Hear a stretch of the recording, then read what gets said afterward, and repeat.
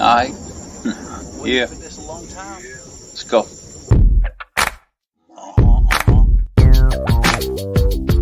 It goes, buddy.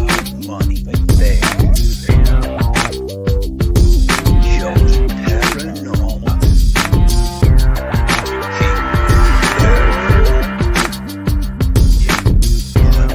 Money, baby. Joey Paranormal. Joey Legit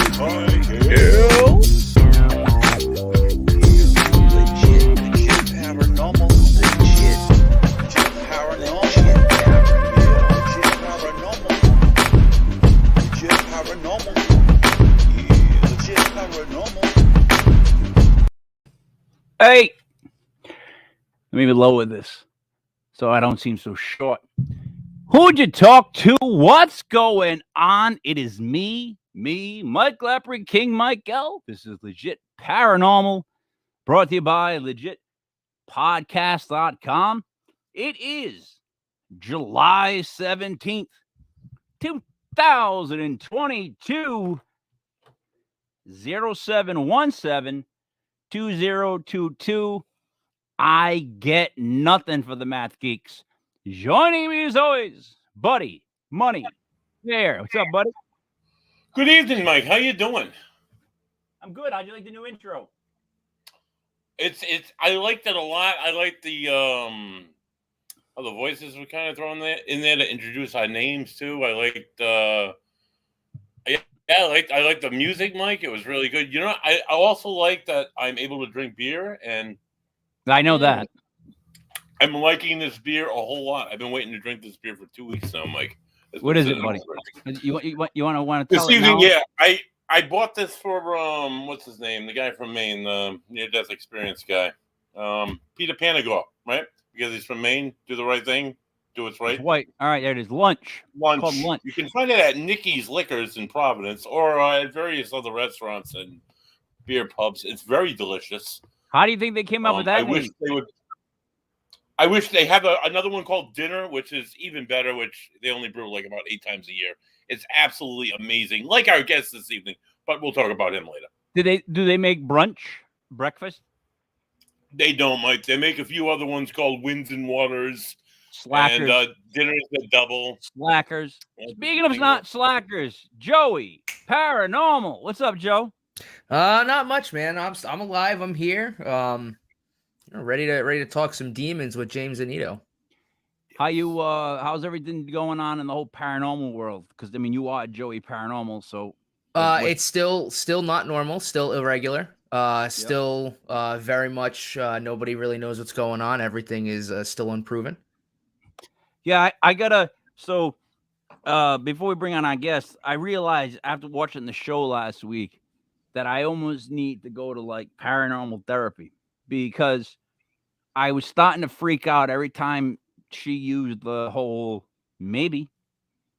It's like, because when you're asking somebody questions and the last possible answer they can just use is maybe, then there's no, it's like, so I like literally like after that show, for like a couple hours that night, I'm sitting around going, well, then what the do I have to say? Because maybe doesn't cover it. Like I can't get an answer for maybe. Like there's no discovery with maybe. Now, speaking of non-maybes, go ahead, buddy, do your introduction. Speaking of non-maybes, joining us this evening, a long time, not really that long, because he's not that old. Hey, guys.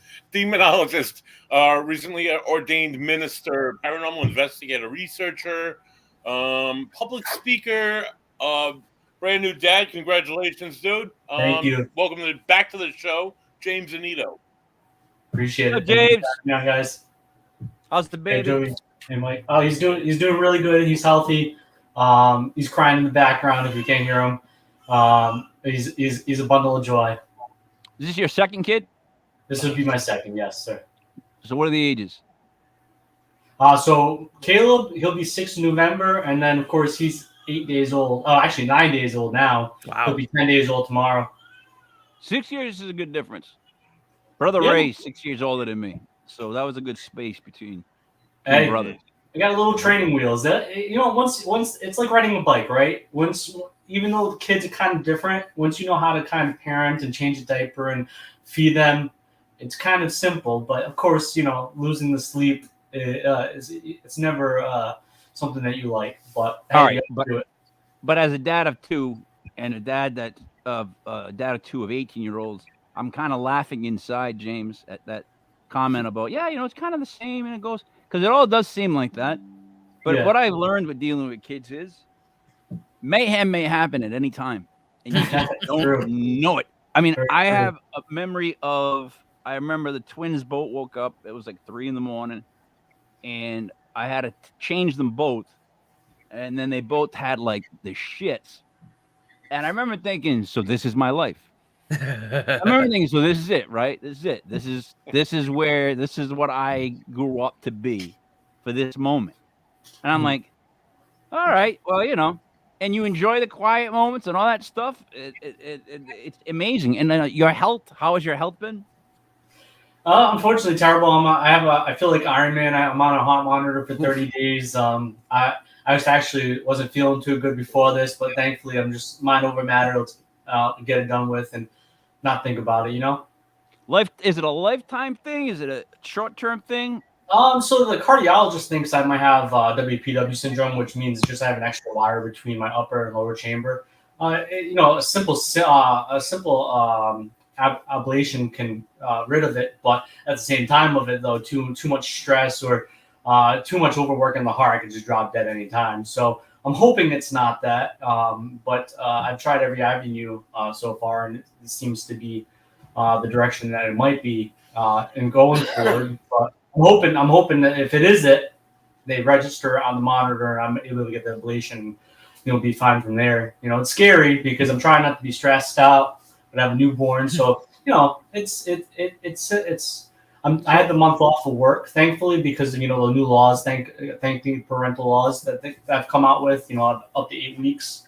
So I'm taking it as being a new dad, but also for my health and trying to get all the doctors out and situated. Just want to go back to work. Let me ask you. I can go Let back me ask you normal. 2 questions. And the Yeah. first one you don't have to answer, but it's just it's something that's been bugging me. Did you get the COVID shots? So I got the first 2 vaccines. I haven't got the boosters because I had adverse reactions to both the vaccines. And they actually do say that with WPW syndrome, you can be asymptomatic for most of your life. And there could just be one moment that makes you that have the symptoms. And they do say the COVID vaccine is something that I can actually activate that extra wire between the heart. So even my cardiologist asked me that question because they're tending to see everybody that gets the vaccine or even get COVID in general to start having some sort of heart issue. So I know people that have AFib now and all that stuff after having it. So it's a scary thing, we're not impenetrable. We could die any moment. So you do know other people your age that came away with like the AFib thing or of course, yeah. Afterwards, though, after getting the shots, I've heard about it. Of course, they didn't have a lot of the logistics of this vaccine out when people started getting it. Now, of course, there's a can of worms that have been opened up. A lot more research, a lot more understandable about the percentage of actually it working and not working. Of course, we were in a scare in a pandemic, so everybody was racing, and I should have did my own research. I usually don't get vaccinated. I'm not a medical person, so like this past 8 months, none of us are medical doctors, and all of this is alleged. Yeah. But I'm just saying though, I'm not into it. I'm a holistic person. Like I take my vitamins. I try to be healthy, but like these past 8 months, I've just had so many health issues. I've been in and out of hospital, see my doctor. I haven't seen my doctor in like 5 years before all this stuff. And so now, so like I'm taking Tylenol. I don't take pills. I haven't took pills in so long. Now I'm on Tylenol. I'm taking these other kind of medications. So it's just like, it's crazy to me. I wish I did my research better. And I wish we had a better understanding when they first came out about the potentials of the risks as well. And they're not really a vaccine either. We use that term incorrectly when we're talking about that shot. They're not a vaccine. They're they're really just not. No. They changed the definition. The CDC changed the definition of it multiple times on their website. So listen, before we get taken off the air and someone comes to Buddy's house knocking on his door, my famous story, which I have actual proof of, was so in February, when it was just about the break, January and February, there was a kid on my son's basketball team that traveled overseas, came back with this flu that was like just went right through the whole team. And then I got it. And when I got it the second time, I got it so bad that there was a crackling nonstop in my lungs when I would breathe. Yeah. So I went to see the doctor, and they x-rayed me, but they couldn't test me for COVID. So, I mean, I've been sick multiple times. I've never tested positive, but I still felt like I had it. I got the shot done, and I got the first shot, and my jaw locked up, and my shoulder locked up. It was the craziest thing ever, like a puppet. Like everything just locked. And I went and told one of the nurses, and she says, "Oh, that's just something to kind of, whatever." And and my exact words were, "Aren't you going to write that down?"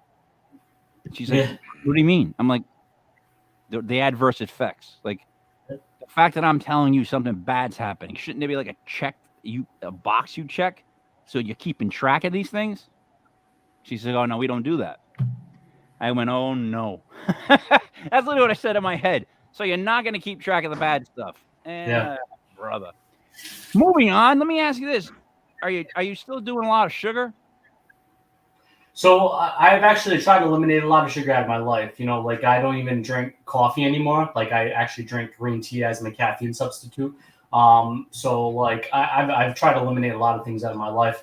I haven't drank alcohol in over 2 years. I haven't smoked a cigarette in over 2 years. I've attempted to eliminate a lot of unhealthy things out of my life.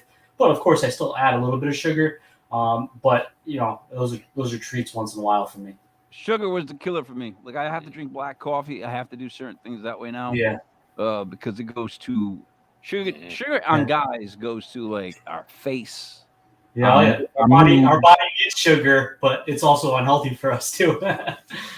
Now, let's talk about you went back and you went back, but you restarted up the ministry.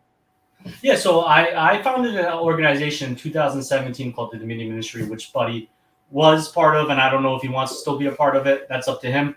But basically what it was this organization that was basically countrywide. We had about 45 states covered under the United States umbrella from 2017 to 2019. 2015 to 2017. Sorry. Get your date straight, James. Sorry. Joey, write it down. Yeah.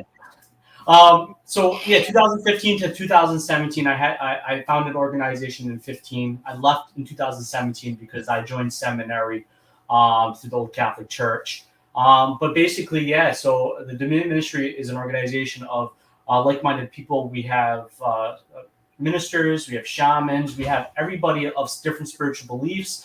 We also have medical staff as well. We right now in our current portion of the ministry, the revitalization of it, we have a psychotherapist who is a professor at the University of Maine, and she's also like a licensed psychotherapist. So we try to have everybody under the umbrella so we can try to factor and deal with people in a certain way and get them help. And if we can't help them, of course, then we can lead them to another direction.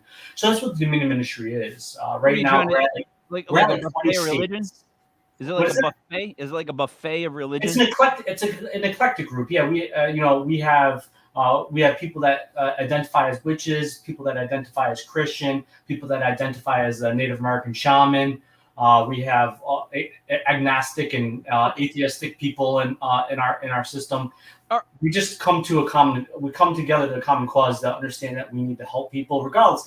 I've never been about forcing my religion down people's throats anyway. So like it's in that kind of synergy where we come together and we're just there to aid the person. We don't want what we don't want is we don't want people to get charged thousands of dollars or money to receive help and kind of lose their funds or even become more involved in trauma. So that's what the ministry does. We don't care. Like if I'm dealing with somebody that's Buddhist, I'll work with a Buddhist monk and bring them into the case. Or if somebody's Islamic, I'll bring an Islamic leader in. Jewish, I'll bring a rabbi in. That's what the ministry is about. All right. My first question would be, first of all, if somebody is agnostic, or if they are they don't believe at all, atheist, they shouldn't be talking to those other guys. They should we should be walking away from them. And then secondly, you don't have certain people that are just like, I mean, there's not a lot of bumping of heads, I guess what I'm asking, because it's almost like you're telling me a joke. Like, I got a shaman, I got a priest, I got this. It's like I'm waiting for the punchline. You know what I mean? So it's like, how does that work? Like, I think we'd all want to know, how do they coexist and not step on toes in beliefs? The first question is a good one. How can an agnostic and an atheist person come into play? Thanks, James. Well, one of the things is like, one of the things I've lately done in my life and have been doing, and I will graduate, I think, in like 4 more semesters. I've actually went to go get my psychology degree because I feel like it's a necessity in what I do and working with people.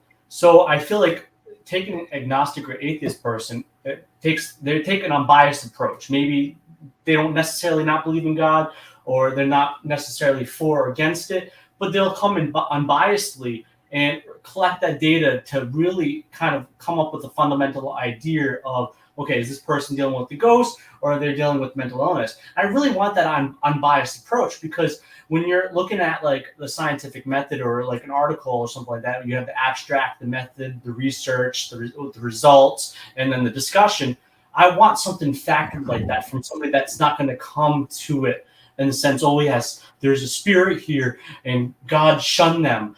I don't necessarily always want that. I want that open perspective. I want an optimistic perspective, not somebody that's going to lead one direction. I want multiple pathways.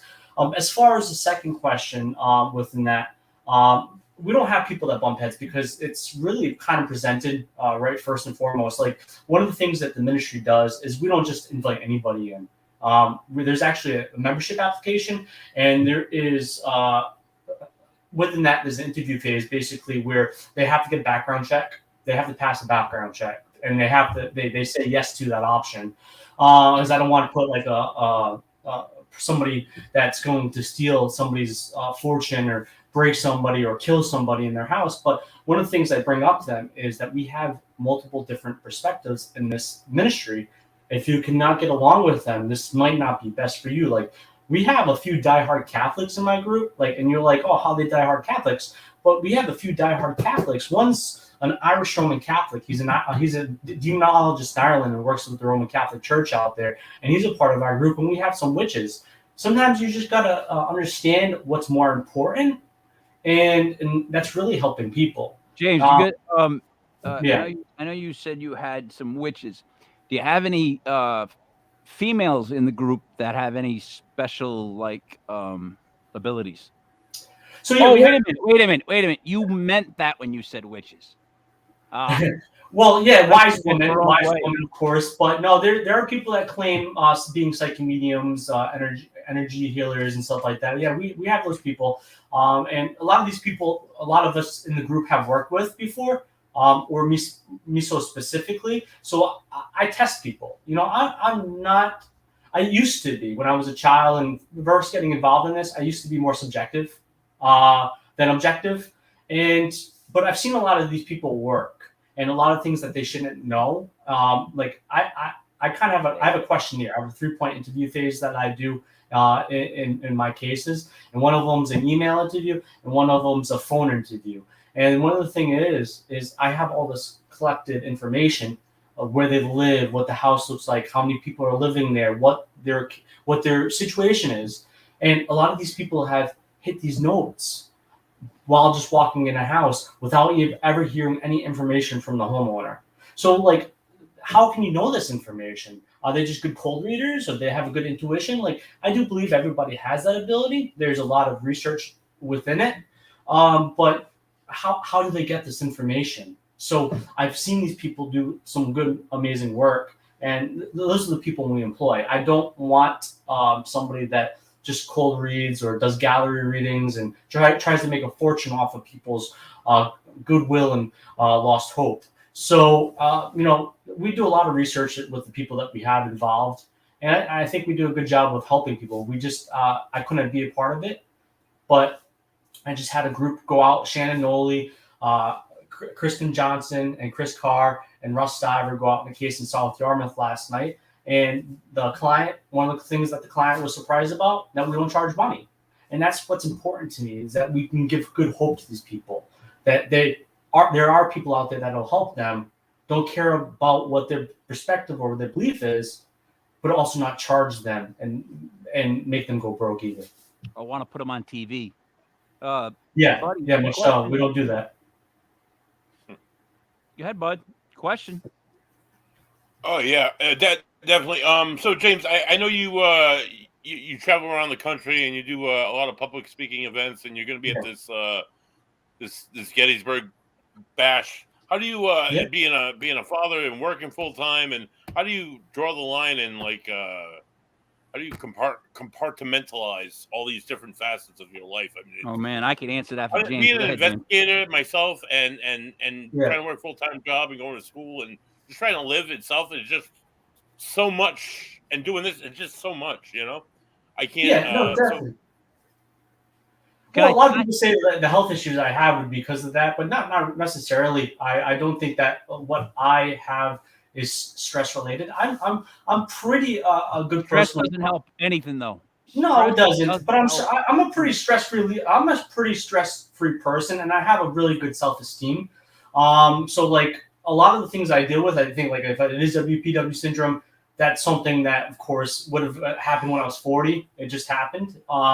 But what I really do is a lot of my biggest mantra is that I leave work, home at home. So when I come home, it's home life. I take care of my children. Of course, I'm doing a show here, but I love doing this stuff. This excites me. I love talking about the topic. I love talking to friends.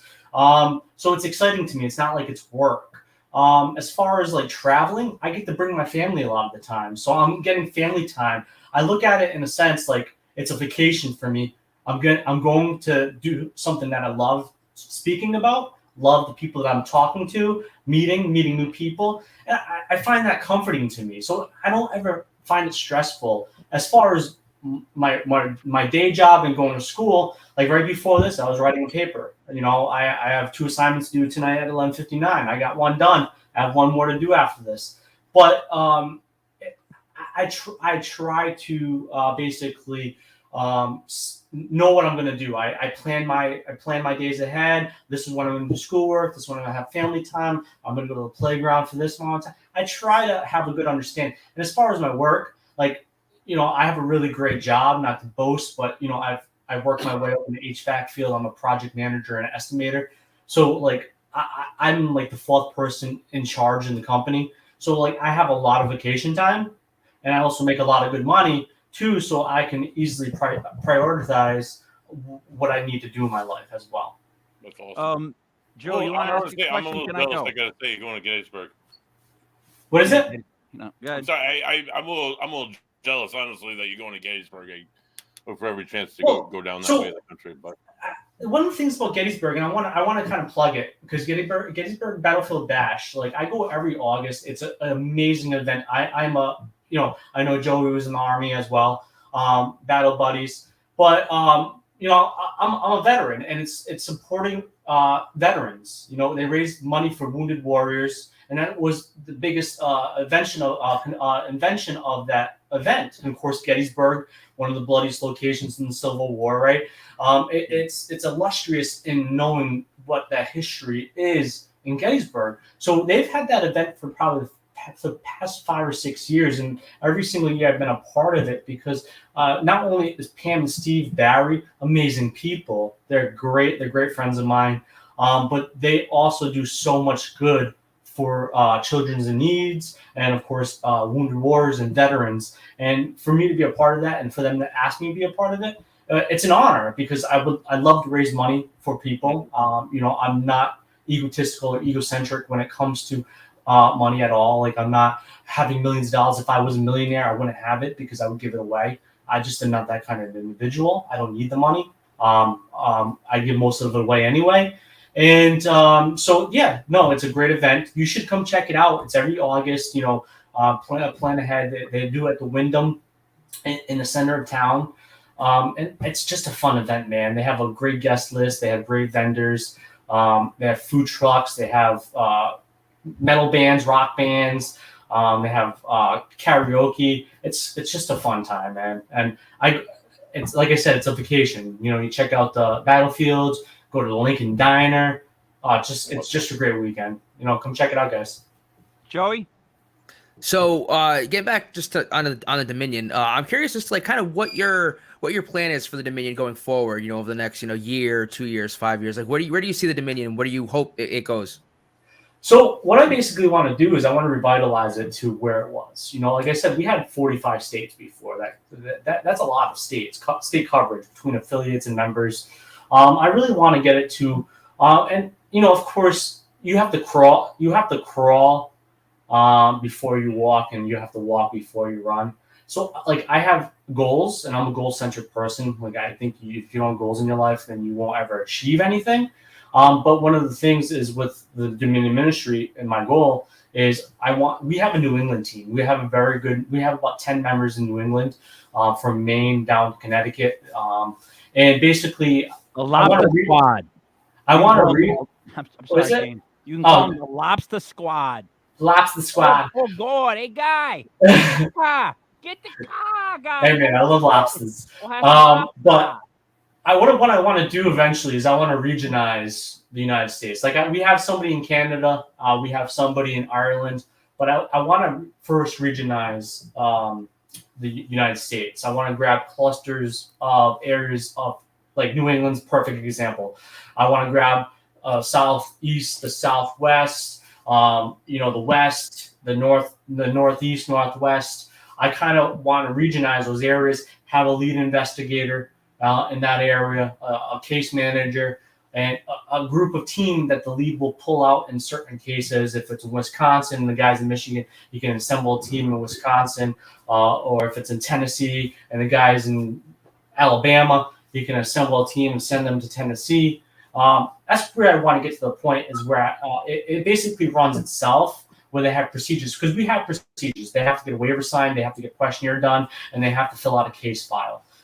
There's protocols to what we do and how we handle cases. But I want to get to the point where it's regionized, and then after it's regionized, I want to get it to I want to get international too, but international could be 5-10 years down the line. I don't want to go too hard. Like I said, we have a Canadian member, and he runs PPRI, which is a parapsychology group, and he is actually a parapsychologist. He's a doctor in social sciences. His name's Dr. Elliot Van Hoosen, and he's such a great guy.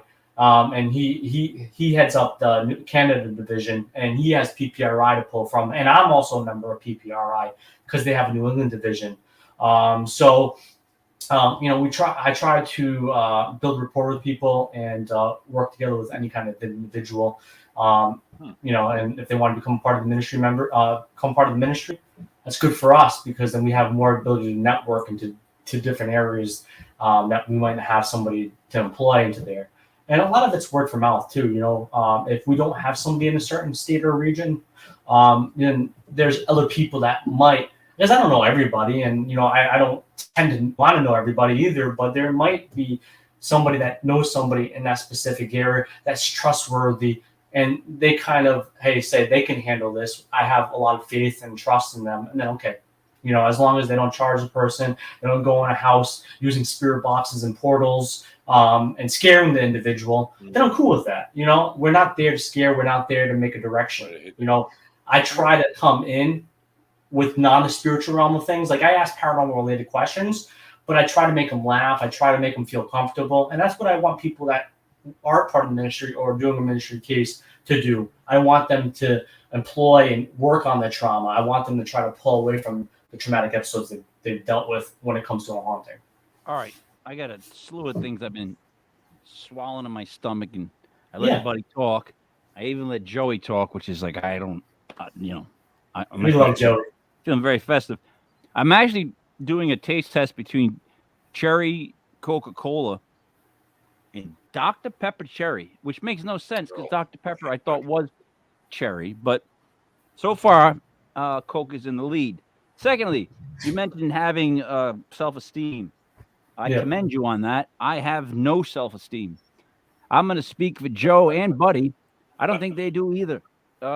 It's hard to keep self-esteem, and I've learned that the best thing is to basically not at all care either way.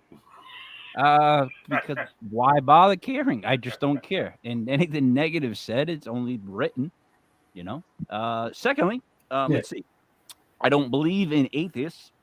Because if they're in a foxhole, they're not an They're atheist. real. You know. And then lastly, before I get talk about you, James, is that I would like to be recognized as the Church of Common Sense, where I just go out and tell people common sense. So, like, if you find someone in a situation where it's not really paranormal, but they just need to be talked to, I just show up. I kind of tell them common sense. You know, you're a little bit batty, you're a little bit nutty. There's nothing really going on here. You know, maybe you should just leave that guy, get a better job. Just, you know, basically common sense, like, but brutally. So, consider that, James. Consider it. We do that. No, that's for sure. That's one of the things we do. But I just want to be common sense. That's it. I wouldn't want to touch anything else. No religion, no paranormal. It's just like when someone just not getting it, you bring me in and I just sit down, I have a conversation with them. Then they get it and I leave. We might need to employ the king then. I would love to do that. I'm good at it too. Then I was thinking, so you're like a really nice kid. You got a lot going on. And what I have on you is age. Oh boy, do I have an experience. And here's what I've learned is that chaos rules. There's no such thing as a safe job. There's no such thing as anything safe. It literally, nothing is safe in my world anymore. And that's how I like to live. It's the easiest way to live. When you put too much faith in what you have, a job, a this, or that, the other, it flips on you. So you're young. You're going to go through. And the thing is, you're like Joe. I noticed this, buddy. Have you noticed this? The younger guys are very positive, which is a great thing, and we need more of. But it's like the hardened older guys are bitter because of their bitter stuff. Like you bring up religion for older people, and then, there's all these things they don't want to talk about. Like you can't even talk to them about it. So I like the idea of one church or one group that will help people of all different, you know, religions. That's a fantastic thing. Now, as far as organizing it, as someone who's run things before and help push them, the toughest thing is going to be to get the people in other cities to maintain like your mantra, whatever it is you put up that they need to abide by, like that. Maintain the mission statement. The mission statement that you guys have, because Uphold. you can never fully control that guy in that other state. And one guy in the other state does one thing bearing the same name as you know what I mean? Your church, then it's you. So that would be my biggest ass ache worry, that I gotta trust people in other states to not ruin the name of what I just built. Well, it's definitely, I definitely agree. And one of the things that I did when I originally ran it, and mind you, Mike, I do actually have a business degree as well. No, I'm not saying you don't. I'm more of a school of hard knocks. Like, I'm just saying, like, you know, these guys, I don't trust people. So people in the States. One of the things I actually originally did, and of course I'll have to employ this, even though, because 503c is hard. So originally the first conception of the Dominion Ministry was an LLC. And I actually had an insurance umbrella on it. I had liability insurance. For the fact if people went in 2 locations and he was using the name and they got the injury, that's injury. It would cover me, of course, legally. In the same sense, though, if somebody does something wrong against the protocols, I'm a moron that believes, regardless of what it is, if somebody tells them to burn a child, then that's, of course, out of the sense. But if they follow one thing and it comes falling on me, I look at it like this. And I don't say this in a bad way. Bad publicity is good publicity, and how you roll with it is what matters. And it's going to come either way. You're right in that sense. I guess that's what I'm saying. It's going to come either way. But still, these people, like, let's put it this way. I had to get insurance for a basketball summer league of kids. It was over 200 kids. So I had insurance up to my neck. Yeah. This kid so much is tripped, it was covered. Oh yeah. However, it does not cover any mental damage that the basketball league did to them, or anything that like happens with anybody working there and any of the kids playing there. Yeah. And I'm like, yeah, why do I got to worry about that? It's a basketball league. But now I'm flipping that insurance in my head, and I'm thinking the whole time you're talking, mental, that's a problem. That's not covered. And then secondly, if they do anything, that's not covered. So, man, what you're doing is so great. I think you should stay positive. I'm just a negative guy, so I'm trying to think in my head. I'm just trying to make sure there's no holes in the bottom of the boat because I wanted to go for you, and I'd like to see and to not the mental thing off. Buddy knows of a case that we worked on in East Province together, and we had to pull out of that case because of an adverse thing actually that occurred from that. I'm too good. Sometimes I want to try to do my best to aid somebody. That's the one that Joe went through with us. Right, that's the one that that's the one that Joey Paranormal came with us to. Yeah, he almost shit his pants in that basement. I remember that. So, one of the things that the ministry tries to do and try to, like, if somebody's claiming demonic, and this is something that I've always tended to do even outside of the ministry, if somebody's claiming demonic or they're possessed or they're having suicidal symptoms like tendencies, I have them speak to a psychotherapist or psychiatrist or a psychologist. That's mandatory. If that word ever comes up or any of those variables come up, they have to speak to somebody, and I won't touch them.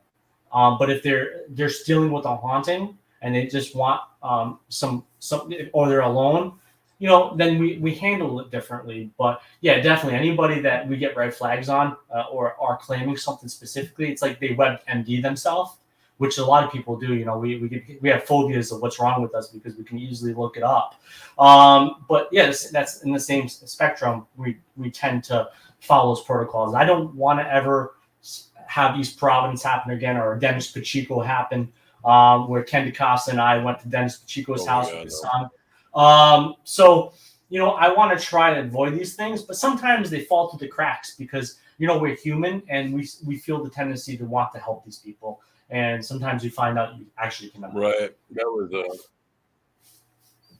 But so my thing is this again. So say East Providence happens in Georgia.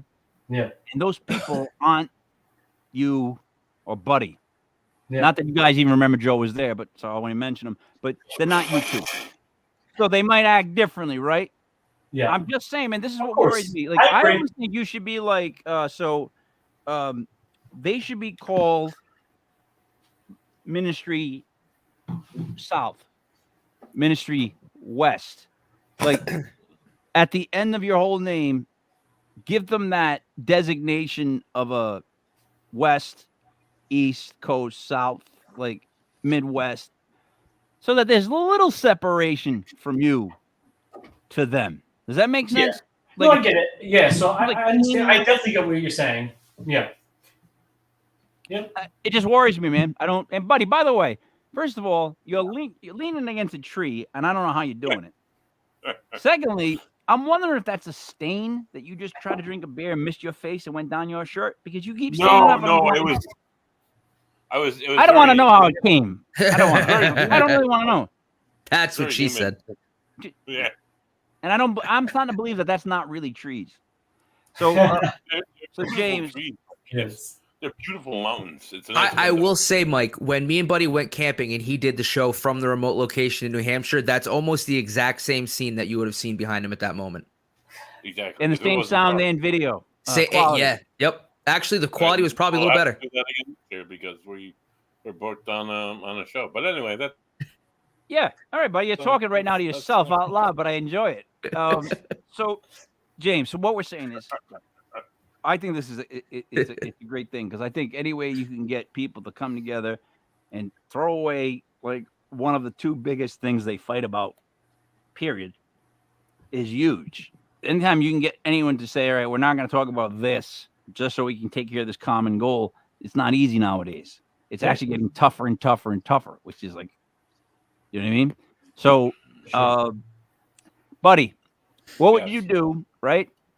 If like you had a team in another state do something ridiculous, like how would you spin that? I would call the client. I would apologize. I'm like, hey, you know, there was a miscommunication. I would fluff it over with the client, and then I would honestly say, hey, look, these are my expectations. We talked about this. This is how it needs to be done, or that's it. I'm gonna no more. You can't carry the Ocean State Paranormal, you know, banner and not do what we expect you to. Yeah. But yeah. All right, but there are some awful people in the paranormal field. Do you give that guy a chance again, though, or woman, or woman? It depends on the severity of the offense, Mike. To be honest, that's what I'm trying to say. Like, you got to know when you like trust that person, and you're like, look, dude, I know, or lady, like you know that it wasn't them that did it. Right. It might be the people there. So you got to know these people, I guess, man. It's almost like I feel like you should have them come down, James. They before they join, they have to come down for like a retreat. Hey, back in like for religious things where they make you go. We're like, actually going to do something like that. Yeah, we're actually doing something like that next September. Actually, it's called Dominion Con. Now, all the ministry members are going to be the speakers and vendors, and that's all it is. No outside vendors. The tables aren't for money. Where the only ticket sales that are occurring are for the entry, and that goes all to the hall. That we're having it at to raise money because it's a historical location, and we're doing something like that. But like I said, I do background checks on these people. I know it's not foolproof, but we make those attempts not to put these people that are crime riddled or abnormal into people's locations. Of course, a lot of these people are abnormal, but they're not going to go in there and sacrifice cats or kill people and steal things. A lot of these people have track records if they do such things, and sometimes they don't. Like Buddy says, there's going to be variables that just occur, but what are we going to do? We're humans, man. People do some crazy shit. Yep. Yes, they do. But there's an absolute need before you bring anybody in anybody's home or anywhere. Where they got to trust you. You got to know this person. You got to know that they're not going to like rob them or they're not going to Yeah. Awful. I get that. So the thing is, I understand the positive that it brings, right? Yeah. My issue always is with any type of company, group, band, whatever you want to call it, whatever it is. I'm always looking at like what's the negative, like what's the only thing that you need to cut out. And I think it's off to a great start. I know you're coming to the show on August 18th at the Parlor. Everybody's going to get, their 30 minutes or so, 40 minutes, whatever they want to do. No props, we're just going to have everybody get up and talk. And it's going to have it's going to be a real good time because I really want to hear these people, including yourself, just explain. Like, it's going to be like talking to the dumb. I refer to that, the people I associate with as the dumb. Like, we're going to be hearing about a lot of different things for the first time. So that's how I want it to be. Like, it's almost like I almost want to call it it's our 101 class. It's our very first time putting 6 presenters together back to back. It's like for people showing up, and we will pack that little bar. That bar's going to be packed. Trust me on that. Hope it just doesn't get too rowdy. We'll be all right. But what I'm saying is it's going to be great to see some people just have to talk to the room and be comfortable in their own skin, because it is almost like, like a stand-up thing. You're getting up there to talk. There's no music, and you're not there to make people laugh, but like you're going to explain yourself. I mean, you could make people laugh the whole time. I wouldn't care. If you did, dude, if you started doing prop jokes, I'd laugh my ass off, but I don't think you're going to do that. I'm just saying, like, that's what I'm very excited about. And I think that's what I like about the podcast the most is I like to ask the questions because I'm trying to figure out how everybody works and what everybody's thinking. Now, you come from a very earnest position. Like, you seem like you genuinely want to do good with all of this. You don't strike me as somebody who's just popularity, which, doing this whole thing, this show for so long, we've bumped into some people that I can tell that even being on this show they're just going to keep saying what they are programmed to say, and they've said on the last 4 podcasts they've been on, or they're going to say something different. So it's a hard thing. So you're not cynical. I like that. Joe, what do you think? I mean, let's ask your opinion, right? I mean, you've built so many different things. Like you're a connoisseur. You've got houses in different continents. What do you think? That might have been. I think that was the nicest sentence you've ever said to me, Mike. I honestly love the idea. See what happens? Oh yeah, It's see, demonic. I got so excited. I knocked something over. I love the idea because in a sense, there's so many different people come from so many different walks of life that it's really important to be able to find someone that a client can be comfortable with. If they are very religious, and me and Buddy have worked with a woman who was she was Jewish. She very much believed in her faith, and she was very not receptive to spirits and some of the things that we were doing, but she was open. I guess I don't know if that makes sense the way I'm saying it, but it's very important to be able to kind of not cater, but just make people feel comfortable and be able to reach all those different groups. So I give you a lot of credit for trying to do that because it can be hard, especially trying to find, like Mike had alluded to, a lot of people that will come together in unity and not try to fight each other or act like they are higher or more important or smarter or their God is better than the other God. Because in theory, when you get down to religion, it's all kind of derivative of the same God, just different ways to worship. I think the biggest issue is the intelligence one. I think that for some reason there's an intelligence fight constantly with people, the paranormal. They want to make sure that they come away intelligent. Yeah. Like that's as if like that's like a big thing. Like that's such a huge thing to be is intelligent. It doesn't make like in other words, it is a huge thing to be intelligent. I guess what I'm trying to say is though, there's so many different forms of intelligence. Can you tell that's not the angle I play? And no, I don't joke. Your lack thereof is why that's why we give you such bright colors behind you. Square Joe, X Joe, that's a triangle Joe. Basic things for you, Joey. Now back to the show. So again, I appreciate how you're doing it. How do you avoid the trappings of the I don't want to use the word groupies because that's definitely not what they are. But the Trekkies, like I can't. What's the word for like roadies? somebody, not roadies. What's a fan? What's like a fan now of someone that's constantly just there and like stands? That's I what want the to kids groupie, call it. but that's not from the band. The kids call it stands now. You're a stan. Who's a real Slim Shady? Come on. That would be me. So stands. All right. So because I mean, dude, we went to that one pair of stands. thing TM. at the Salem, and I got to just watch like the different people react with people that were fans or stands, whatever the freak that is. That's stupid. That's a dumb name. I'm gonna keep using what I use. They're like groupies.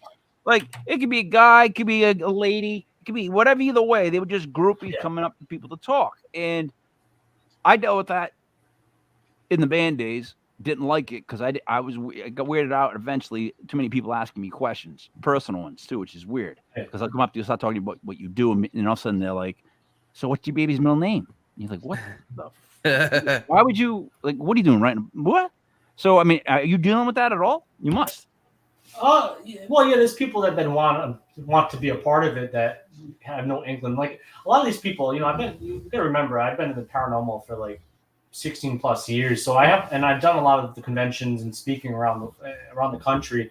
So I have a good idea of a lot of these people, or have heard of them. So, I try not to judge a book by its cover. I try to give everybody the benefit of the doubt because just, I could be wrong. I could discern and be off, and they could be really a good person, even though people said they're a shitty person. And I've come to cross that so many times in the paranormal field where somebody said, "Oh, that person's a shitty person," but they're the really nicest person in the world, and they treat me very fucking fine. But so I try to be aware of what certain people are good at or people's names. And if somebody comes to me, I try to say, "Hey, do you know who this person is?" And one of the things too, and I don't really touch upon it because it'd be too hard to explain, but I'm not just like the centerfold. I don't have all the power in the ministry. We actually have board members that were I either were part of the previous ministry or have been brought on by me to that have special, like Dr. Elian Van Hoosen. He's a board member. Alicia Brown's a board member, and then Amanda Brown, who I've worked with extensively, but I love her. Who are a part of the board members right now, and they vote on membership. They give opinions, and we have a combined amount of experience. So we rattle things off of each other. It's not like I say, oh, this person's application background check's fine, they're part of the ministry. It has to get voted on. It's like if I'm a yes and they're no's, they don't become a part of the ministry.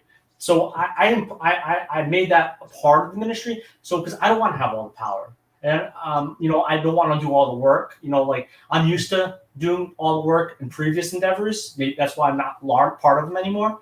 But I have it set forth to where kind of the it's split out, and we're all part of the leadership role.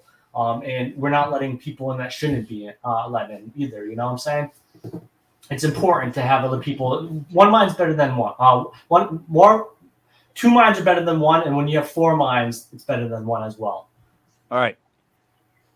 Two minds are better than one. Yep. But when you get to around 4 or 5, it's too many.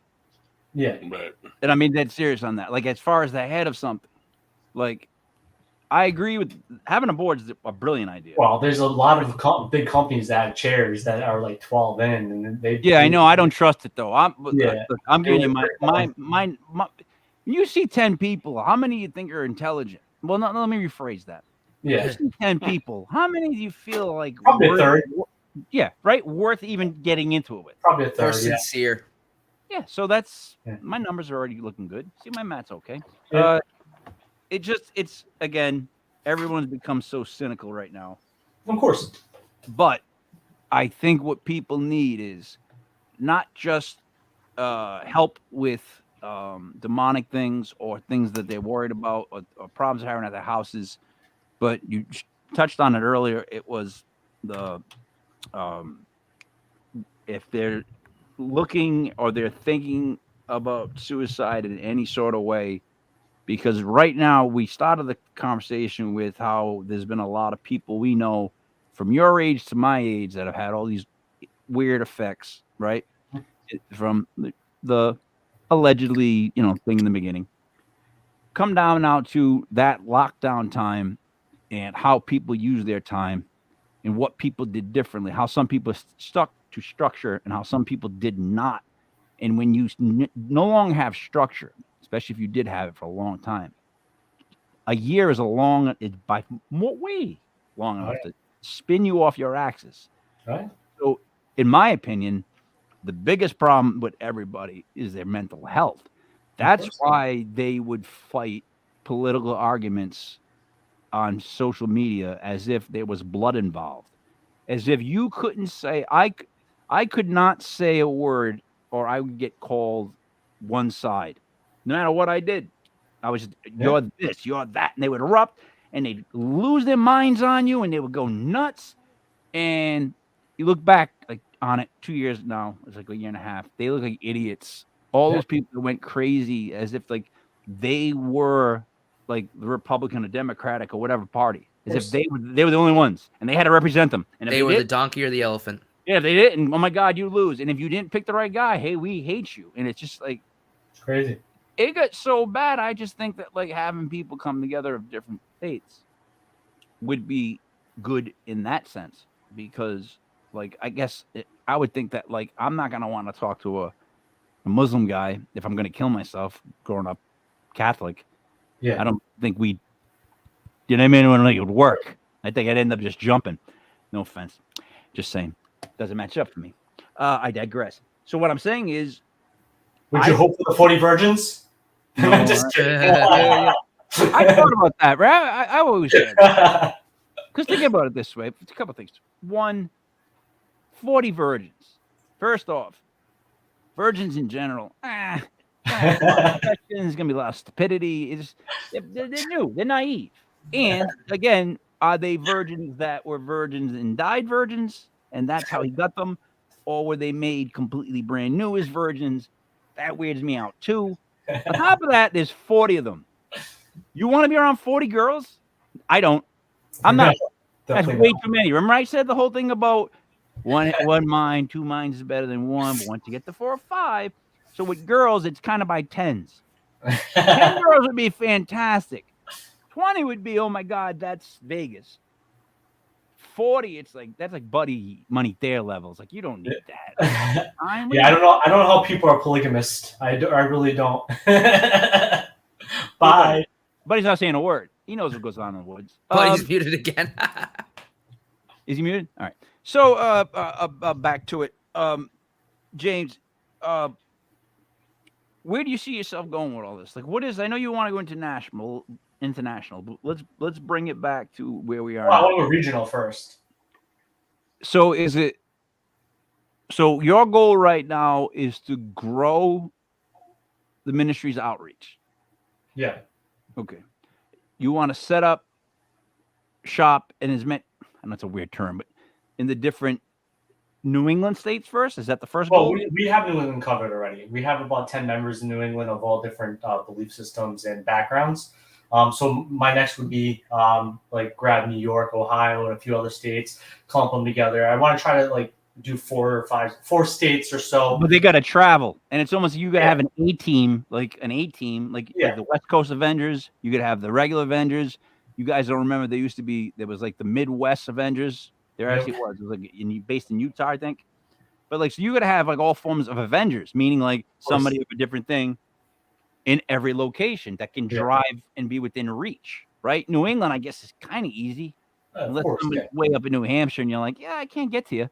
But in other locations, like you're gonna want to have somebody of right? Am I wrong? Yeah, that's the game plan. We're gonna have somebody that's centered to most of those locations, and you know maybe they won't. So what my plan is to have 2 kind of leaders in each region: a case manager and a lead investigator.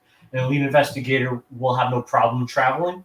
And one of the things too is because we don't charge, and that's my biggest thing. I don't want people taking advantage of people.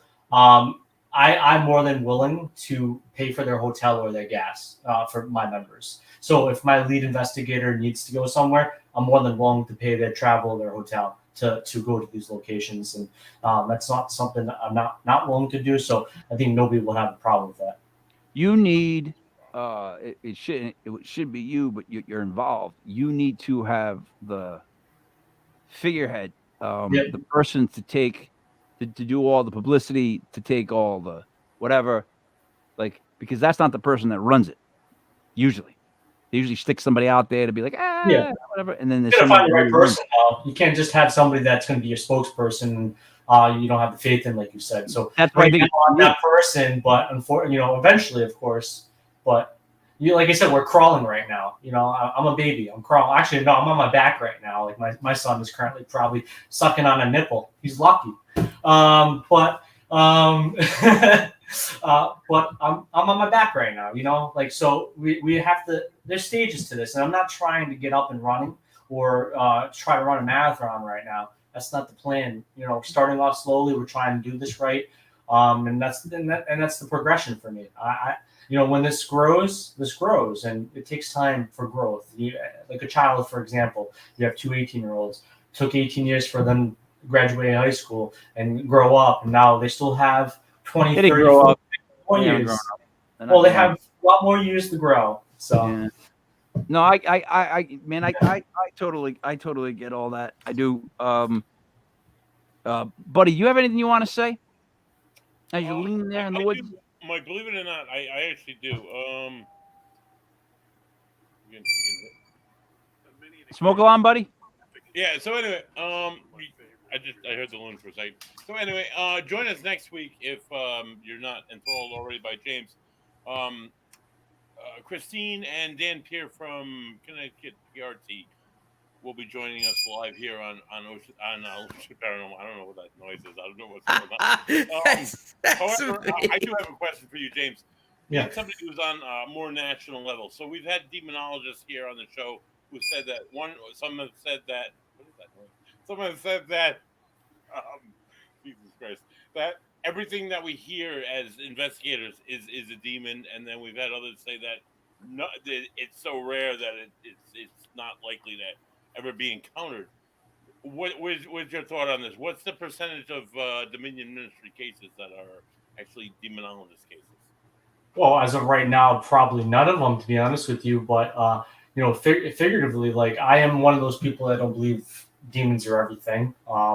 It's pretty much my stance that they are rare, and what I've come across, probably I would say 5 in the last 16 years. But so that probably be my approach. But I also respect.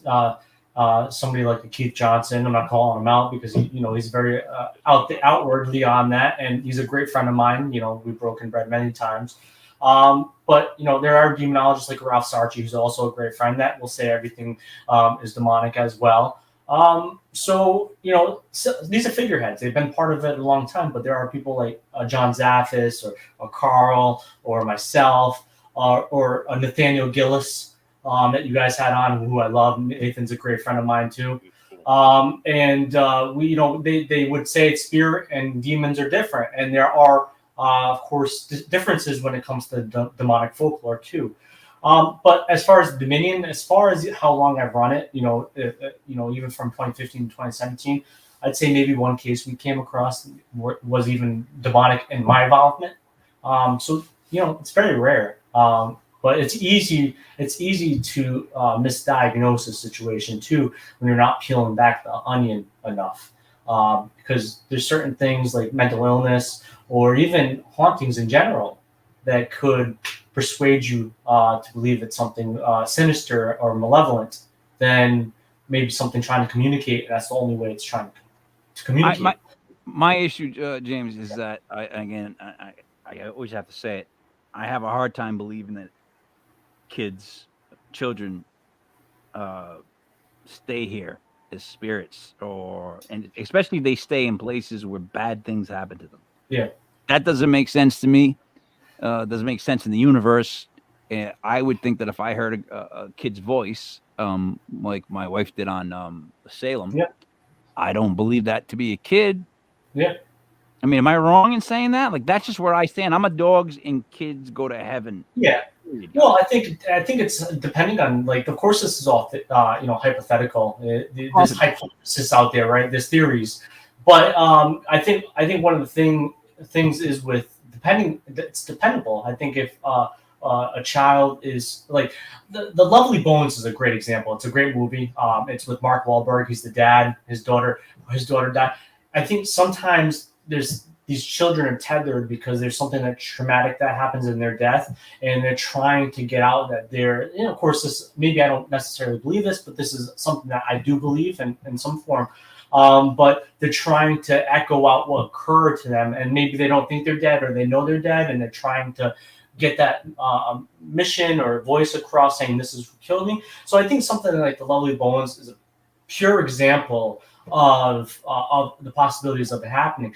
But I will always say, and the thing with the paranormal, or even parapsychology, or anything that has to deal with this kind of spectrum, UFOs, UAPs, Bigfoot, cryptids, it's the unknown. There's the unknowability to it. So especially when it comes to spirits, you can't see it. Even if you can claim you can see it, you can still be deceived. I can look at somebody in front of me, and they could be a serial killer, and they could be the nicest person in the world. So you still can be deceived. So you always have to be cautious on the lines of communication you open, regardless if it's a human being or something that you can't see. And I think that's the precautions you have to take. And if you open that line of communication, you have to know what the negative probable causes could be. Like you say, you always want to know the negative. You have to understand what negatively can happen from you by opening that line of communication. And you have to be ready. And if you're not ready, you're going to get swept off your feet. I get that. I don't know how you sat through Lovely Bones all the way through, because it's a great movie, man. It is, but it's like, hey, how you doing? It's Mark Wahlberg. Oh, I'm doing Paranormal. Hey, look at me. It's Mark Wahlberg. It's like the whole time I'm just going, yeah, it's Mark Wahlberg. Like he's one of those people you can't put him in a movie anymore because it's Mark Wahlberg. It's like Ben Affleck when he tried to play Batman at the end. We all went, no. All of us went, no. And I'm an older guy. I'm going, Ben, Man, I feel for you, buddy. I love That's to play that's Black me, and that's Warm me with Run. Matt Damon, man. Into Every it. time I see Matt Damon, I think of Team America. Matt Damon, like that's all that plays in my head. Team America, World Police. So that's my point. You can't, like, certain guys I can't get past. So I'm sorry, Mark Wahlberg, you put him in that kind of role. It's like he went from he used to drop his pants on stage and show his underwear. And he was in With- jail. Shirtless. No one remembers that, though. Yeah. That was Funky the big Bunch. thing. He'd drop his shorts, shirtless, and pose. Like, anybody ever that nowadays, loony bin. They come with a white van, they put the straight jacket on you, they ring the bell, and you're gone. It would never happen. Buddy, you could probably get away with it. We get that. Yeah, I could do that. I'm not saying that you can't do that. All right. Joey, you got anything you want to say before a wrap? I just wanted to say thank you, James, for being on, and it's good to see you again. Haven't talked to you in a while, so it's always great to catch up. Glad to see you're doing well, and hopefully we'll get to chat in person very soon. I hope so too. Yes. Thank you. Buddy, is your house on fire? Because what are you looking around for? The loons. I can hear the loons behind me, Mike. I can hear him. We can hear him. You hear it? Isn't that? It's majestic. They're singing. It's like They have a better mic Like, than I you gotta do. run down the lake. I gotta do some fishing. They I do, gotta but do they. some night fishing. Joey, did you set up the loons with some sort of audio visual? No, I think the loons might be interrupting his bandwidth and his internet, though. It's kind of crazy. All of a sudden, the loons start singing, and now his internet's cutting out. I don't know what's going That on. makes sense to me. No. So, buddy, no last words for you. You're done, right? Just next week, Dan and Christine from Connecticut PRT. They're the ones that did the Paranormal Fest on the USS Salem. They have some great ghost stories to share with us. Word. James, you got anything you want to say before we wrap it up? Like websites, anything like that? Yeah. So thedominionministry.org, jamesannitto.com. Go to the Dominion Ministry on Facebook. Have a slew of events coming up. Come check them out. And if you really want a bucket list item to check off, I'm one of the tour guides for Romania in November. Come to Romania. Yeah, that ain't happening. I feel like that's something we probably should have talked about earlier in the show, but That was a hard I guess no. that's another time, I guess. I heard Romania Ron's and I Castle, Dracula's Fortress. This guy just at the end is like, by the way, I'm going to be a tour guide for some places in Romania. Just come check it out. Okay, like why didn't you lead with that? Thanks for me on next. Joe, you don't lead with that, Joe. You lead with that, and for the rest of the show, I'm gonna be in my head going, "Why the fuck are you going? Why would you like that? Would have thrown us way off. Like, imagine. Hey, you know what though? I'll take a show where you're stuck in your own head, and me and Buddy are just talking the whole time. Wow. You know what? They have shows like that, and all you would have to do is start a show, right? And then you and Buddy could go on at like 2 or 3 in the morning, because it doesn't matter what time you go on, right? Because if a tree falls in the forest and no one's there to hear it, does it matter if it fell? You guys can go on 2 or 3 in the morning. If you want, I can help you set it up, Joe. After I finish this show up, if that's okay. You want me to continue? Anyways, yeah, James, we just bust chops. Literally, we just love having fun with the roles. It's all right, man. I love it. And I just like to take it out on Joe. And every now and then, Joe thinks he's a little smart, and either Buddy or I have to put him in his place. But I'm looking forward to seeing you on August 18th. Look forward to it. I'm really proud of what you're doing. I really am. Like good for you. Like, you're doing a good job. And I just the only advice I can give you is expect chaos. If you embrace the fact that things don't always go and they always are gonna be like, you know what I mean? Oh, I feel you. Things get easier. And when you run stuff, you're running things, you got a heart issue, you definitely take control of stuff. I know you must like to plan. First of all, here's 2 things I know about you. 1, you plan 2 steps ahead. So in your head, you always think 2 steps ahead. Secondly, some people have like one wave of thought. You have multiple lanes like a highway that they go really fast when you're thinking and you're trying to figure out which one you want to concentrate on the most. Those are 2 things that I know about you just by talking to you, because that's what I do. I know people. Am I right in my assumption? Yeah. Yes. So now I had to learn how to stop the multiple lanes of traffic and get it to be one lane. That's been the biggest fight of my life, like the monkey mind. You know what I mean? Trying to just keep it focused. So 1, try to stay focused on what you're doing. It's an incredible idea. It's an incredible cause. And two, when things go crazy and wacky and it's life. Just chalk it up. It's almost like put it on the back of your shirt like a tour list. Like you know what I mean? Like broke my neck and brought out in hospital. 2018. Put the band logo on the front. Like all the bad shit that you have happened to you. It's just gonna happen. And I don't mean to say that to be like a negative person, but it's when I see people that are really happy. Not Buddy. Look at his face. When I see people that are really happy and they've got something going, I always feel like I want to protect them in the sense that I want to just make sure they know that people suck. Yeah. Like the world's filled with people that just suck. I mean, a lot of people that are great. I'm in the paranormal field. I already know this, man. This is on. You know, I'm trying to tell you this, not to tell you, but so that maybe there's some people listening that will get this in their head. You and you and you and you get a car and you get a car. But anyways, thank you for being on. I can't wait to have you on again. I can't wait to see the kids. I'm a big kid fan. Always been a big kid fan. They're better than people. They really, really genuinely are. And dogs. Dogs are better. Kids aren't people? Well, is August 18th open invitation? Is a bar, but is it open invitation for everybody? Yes, it is. Okay. We got 6 speakers. My thing was I wasn't going to start inviting people until like around now because literally, you know, we could sell the place out and it's a little rock club. And I know that I will have to make sure that people quiet down. Well, Buddy, you're going to be there too. So me and Buddy are going to be like bouncing our friends, like basically telling people we know to shut up, which I don't mind doing. I don't have a problem with doing that if it's for the right reasons. Oh God, look at them. Look at that. I see his fitness adventure, man. I'm proud of you. Right? Unbelievable what he's doing. It's unbelievable what he's doing. Now, one of us has stopped going, I believe. Not me. I never went. So you can cross me off, James. And I'm not talking about you. And Buddy's going every day because he shows it on his Facebook feed. So who does that leave? One of these. I'm still going. Is not like the other. Are you? Yeah. Is he back, Buddy? I don't know. I haven't seen him in a while, but I've been going to different classes. So yeah, I mean, it's I don't go as frequently, but I mean, I do night classes Tuesday and Thursday. So between this and the Wednesday podcast, it's kind of tough. But Mondays I go and I do cardio in between. So once the classes are done, I'm starting a new job. I'll have a little bit more time, but I'm still going. Yeah, just not as frequently as I'd like to. You go to jailhouse your room, Joe. You got to do push-ups, sit-ups. I'm not joking. Like, no, I know what you're saying. Yeah,